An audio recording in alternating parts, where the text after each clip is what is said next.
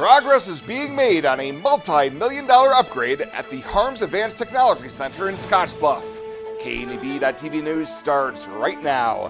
From your trusted source for news in western Nebraska and eastern Wyoming, this is KNEB.TV News.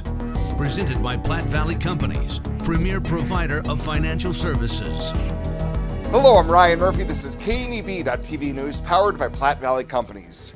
Thanks for joining me. In our top story, it was a celebratory day for Western Nebraska Community College as a milestone was reached on construction for their health sciences renovation at the Harms Center in Scottsbluff. College President Greg Dart says over the years, there's been a lot of work done to ensure that WNCC has been meeting the needs of the local community. He says there are a few things that they kept hearing again and again. And as you can imagine, one of those is healthcare. That we have a growing need for professionals in the healthcare fields. And we have great programs here, and we needed some facility help to really get us where we need to go. This project, our health science upgrade, would not be possible without a number of people. Wednesday's event was attended by WNCC staff as well as dignitaries, including former state senators John Stinner and John Harms. The event itself was dubbed as a topping out ceremony. It's a major step in a construction project, and it signifies the transition from structural work to finishing touches by placing the final steel beam. So that's this beam here. It can be traced all the way back to ancient Scandinavia, where they placed a tree atop a new building to appease tree-dwelling spirits.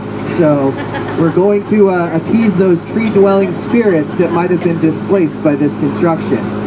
WNCC nursing student Catherine Blankenship also spoke during the topping out ceremony, who says these upgrades to the health sciences department will pay dividends for the community for generations. These improvements will bridge the gap between academic theory and clinical application. But this project is about more than technology and infrastructure.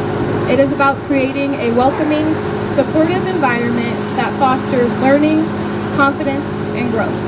A modernized space not only improves their ability to learn, but also shows that we, as an institution, believe in their potential and are committed to their success. At the conclusion of the ceremony, crews with Beckenhauer Construction raised the ceremonial beam, which was signed by WNCC faculty and staff, and placed it on the east-facing awning.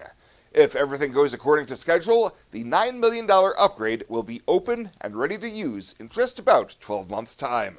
We'll have more news right after this. Looking for free instead of fees? Platte Valley Bank can help you keep your finances moving forward with no ATM fees. Whether you're headed to the lake, the mountains, or just to the grocery store, you can enjoy the freedom of free ATM access anywhere, anytime. Platte Valley Bank. You belong here.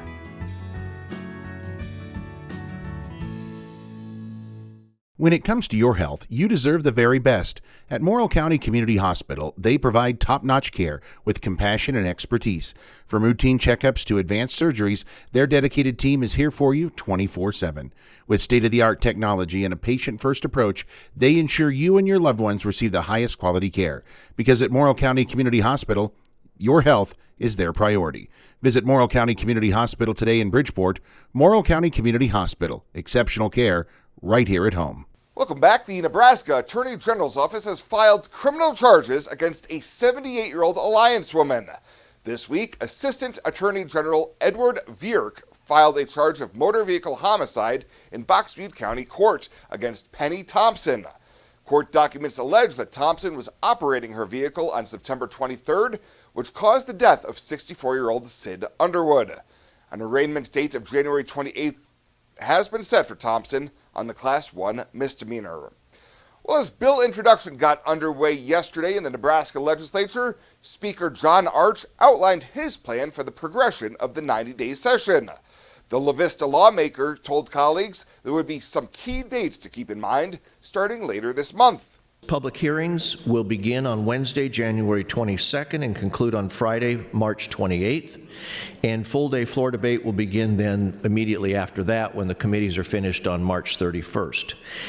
Governor Pillen's State of the State address will be January 15th. Chief Justice Funk's State of the Judiciary will be January 28th. Request to have Arch designate a measure as a Speaker's priority bill is March 13th, which he will complete by the 17th, and individual senator and committee priority bills have to be designated by March 14th. As was the custom last year, Monday floor sessions will start at 10 a.m. Central Time, with the remaining days of the week starting at 9 a.m.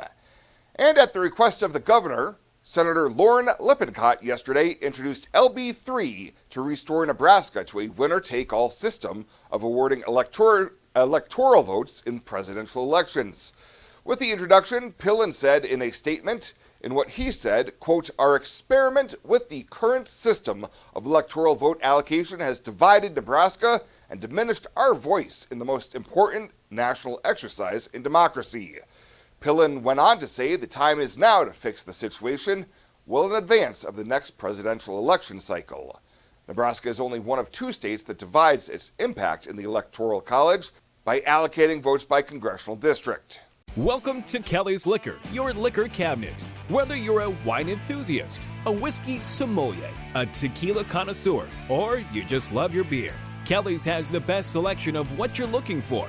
Family owned and operated since 1946 and right on 27th Street in Scottsbluff. Come see us today at Kelly's Liquor, your liquor cabinet. And remember to be a good neighbor. Don't drink and drive. Kelly's Liquor, West 27th Street in Scottsbluff. I imagined retirement in a place where we could enjoy our golden years, where adventure and friendship are the only items on the schedule. The Garden Homes at Northfield gives us the luxury we planned for and peace of mind when it comes to convenience, safety, and comfort. We never have to stop and think about the day-to-day upkeep. We love to explore abroad, but most importantly in our backyard. So much to do, so much to see. Here at Northfield, we get the protection of life care, incredible tax benefits, and secured rates for aging services. It's peaceful, knowing that if our needs change, we'll be taken care of. And most importantly, that our kids will never have to make any tough decisions. There never seemed to be enough time to do all the things we wanted. Now we get to focus our energy on enjoying what this community has to offer. At the Garden Homes, life is ours again. A place we had dreamed about. A chance to focus on us. Fly United Airlines, operated by SkyWest with Western Nebraska Regional Airport. United is dedicated to going the extra mile for you with daily flights to and from Denver, along with a commitment to excellent service. Reserve your flight today, and remember, United miles can be earned and redeemed with your flights. While at the airport, stop and enjoy authentic Italian food at Roma Italian Restaurant. Plus, Hertz Thrifty Car Rental is there for your car rental needs. Make life easier, relax, and get on board with Western Nebraska Regional Airport. Welcome to this week's Cattle Call. I'm Susan Littlefield on the Rural Radio Network. Cattle Call, of course, brought to you by Wolf Auto. Small town strong.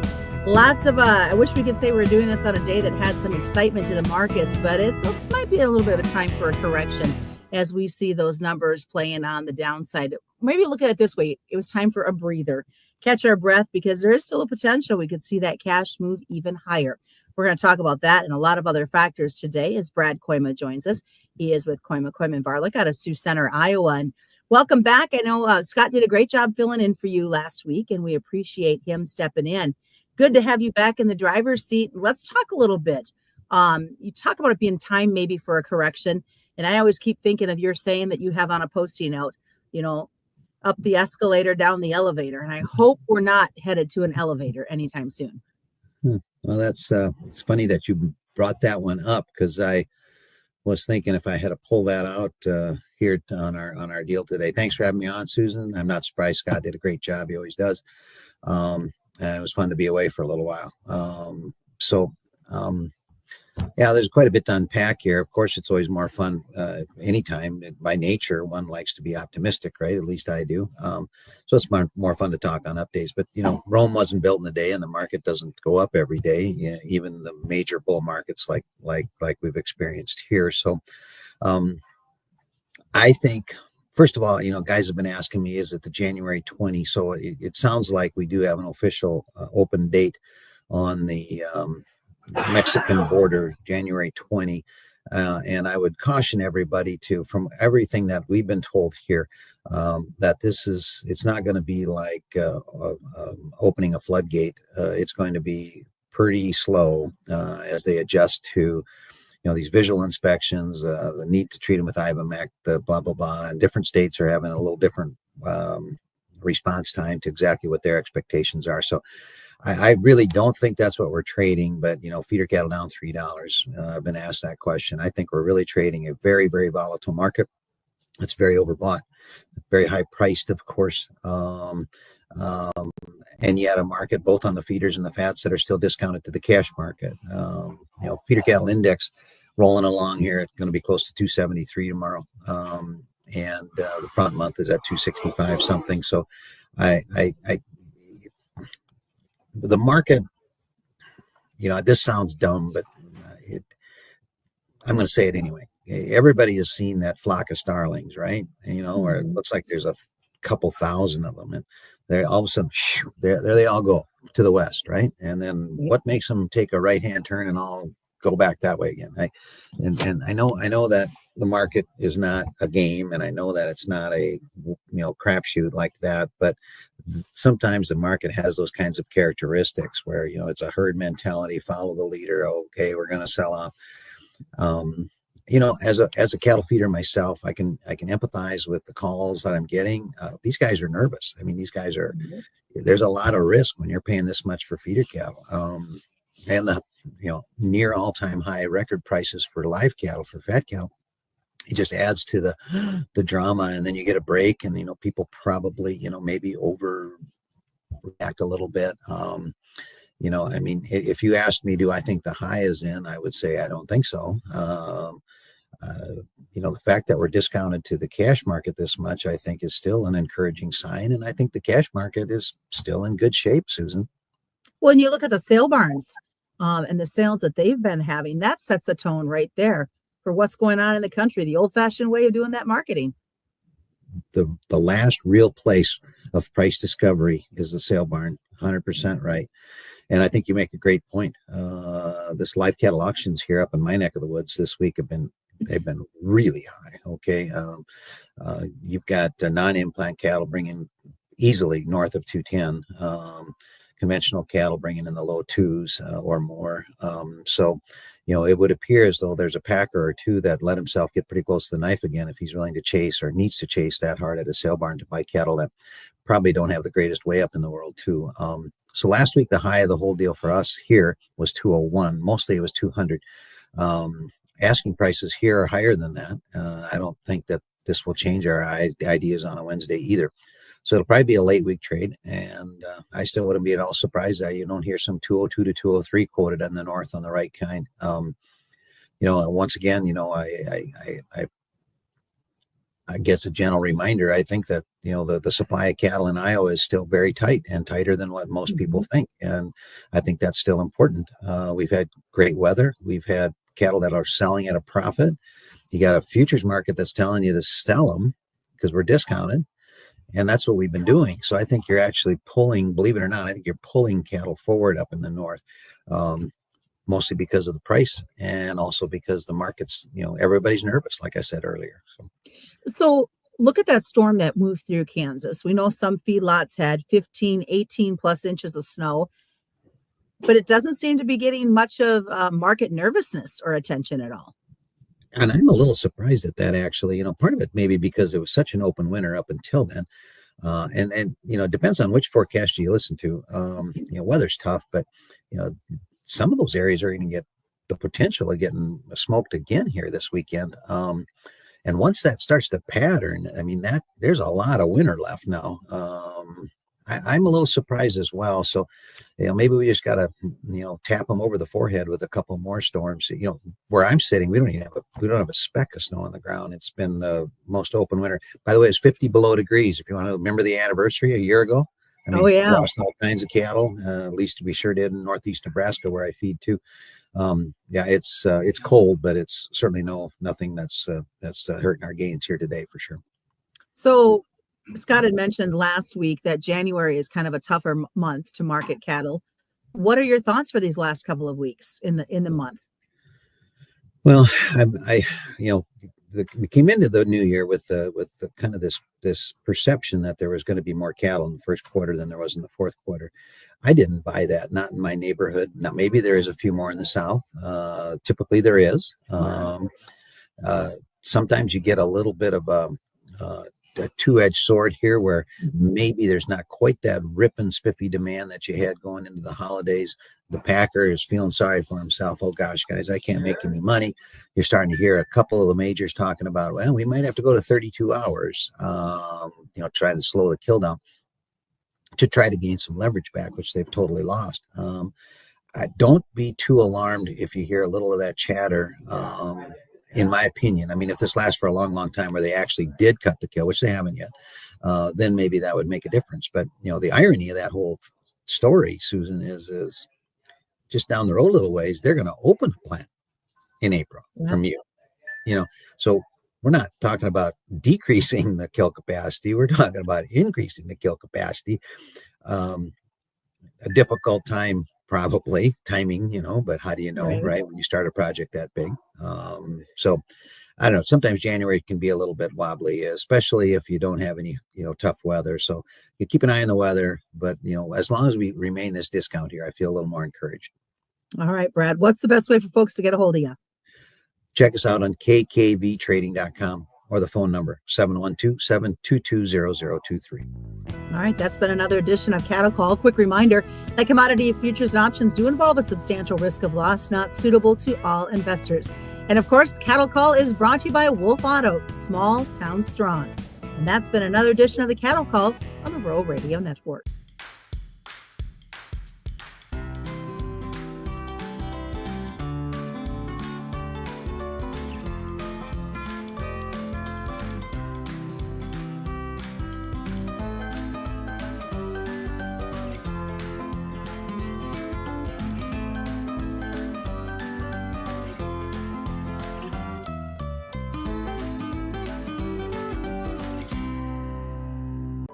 Are new windows from Renewal by Andersen a great investment? You're darn right they are.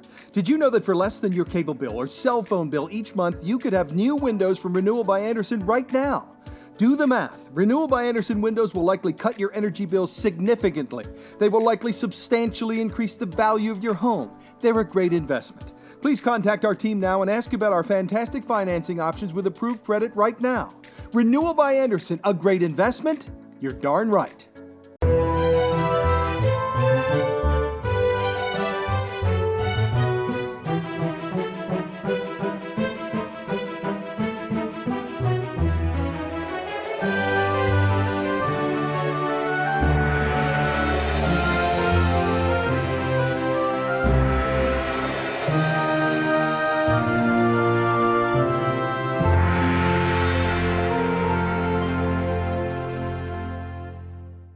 Let's take a peek at your weekend community calendar, brought to you by Riverstone Bank.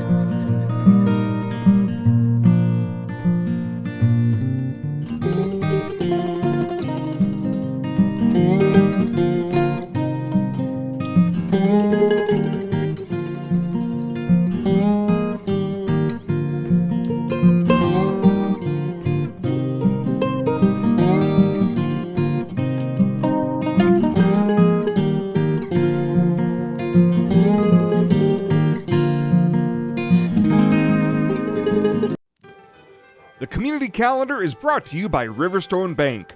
We're local and we love our community.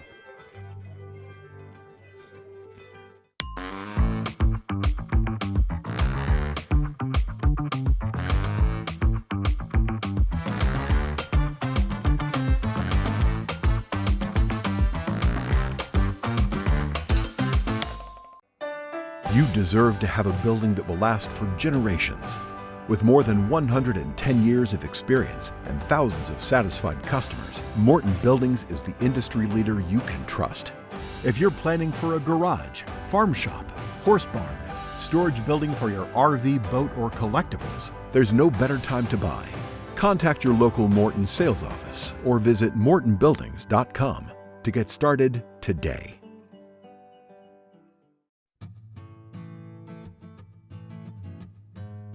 Tired of feeling stuck? Not sure if you are on the right track? Platte Valley Bank can help keep your finances moving forward with checking account options to fit your lifestyle and an online account chooser to make finding the right account easy. Control your financial future with helpful budgeting tools and automatic savings plans. Now is the time to enjoy the ride with Platte Valley Bank. You belong here.